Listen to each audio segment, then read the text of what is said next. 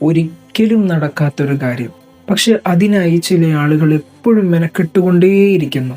അതുകൊണ്ട് തന്നെ അവരുടെ ജീവിതത്തിൽ അവർ പരാജയപ്പെട്ടുകൊണ്ടുമിരിക്കുന്നു.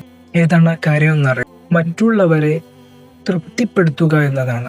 നമ്മൾ എത്ര ശ്രമിച്ചാലും മറ്റുള്ളവരെ തൃപ്തിപ്പെടുത്തുക എന്നത് നമ്മളെ കൊണ്ട് സാധിക്കില്ല. നമ്മളെ ഏറ്റവും നന്നായി അറിയുന്ന, നമ്മളെ ഏറ്റവും നന്നായി മനസ്സിലാക്കുന്ന ആളാരാണ്? അത് നമ്മൾ തന്നെയാണ്. നമ്മുടെ അവസ്ഥയും നമ്മുടെ സാഹചര്യങ്ങളും നമ്മുടെ ലക്ഷ്യങ്ങളും നമ്മുടെ കഴിവുകളും പരിമിതികളും ഇഷ്ടങ്ങളും നമ്മുടെ വ്യക്തിത്വവും ഇതെല്ലാം ഏറ്റവും നന്നായി മനസ്സിലാക്കുന്നത് നമുക്ക് മാത്രമാണ്. മറ്റുള്ളവർക്കത് മനസ്സിലാവണമെന്നില്ല, അവർ അത് മനസ്സിലാക്കാൻ ശ്രമിക്കണമെന്നുമില്ല. പക്ഷെ അവർ നമ്മളെക്കുറിച്ച് എന്ത് ചിന്തിക്കുന്നു, നമ്മളെക്കുറിച്ചുള്ള അവരുടെ അഭിപ്രായം എന്താണ് എന്നതിനെക്കുറിച്ച് ഇങ്ങനെ ചിന്തിച്ചുകൊണ്ടേയിരിക്കുന്നു. പുറമേ കാണുന്ന ബാഹ്യമായ നമ്മുടെ പ്രവർത്തനങ്ങൾ കൊണ്ട് ജനങ്ങൾ നമ്മെ വിലയിരുത്തുമ്പോൾ നമ്മുടെ ഹൃദയത്തിന്റെ മനസ്സിന്റെ ആഴങ്ങൾ അറിയുന്ന നാഥൻ നമ്മുടെ അവസ്ഥയും നമ്മുടെ നീയത്തും എല്ലാം മനസ്സിലാക്കിയാണ് നമുക്ക് പ്രതിഫലം നൽകുന്നത്. മറ്റുള്ളവർ നമ്മളെക്കുറിച്ച് എന്ത് വിചാരിക്കും, എന്ത് ചിന്തിക്കും എന്ന് ആലോചിക്കുന്നതിന് പകരം നമ്മൾ ചെയ്യുന്ന കാര്യം അത് ശരിയാണോ എന്ന് വേണം ചിന്തിക്കാൻ.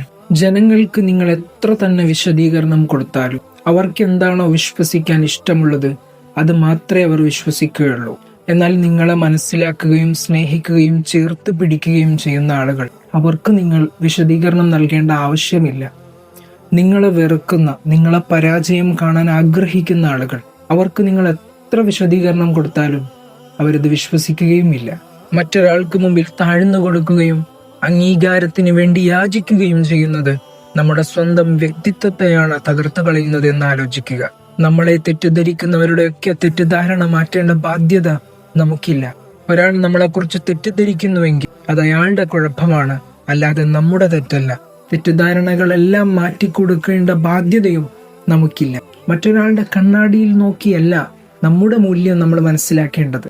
എല്ലാവരെയും തൃപ്തിപ്പെടുത്തുന്നതിന് പകരം നമ്മുടെ ലക്ഷ്യം എന്താണോ അതിൽ മാത്രം ഫോക്കസ് ചെയ്ത് ജീവിക്കാൻ ശ്രദ്ധിക്കുക.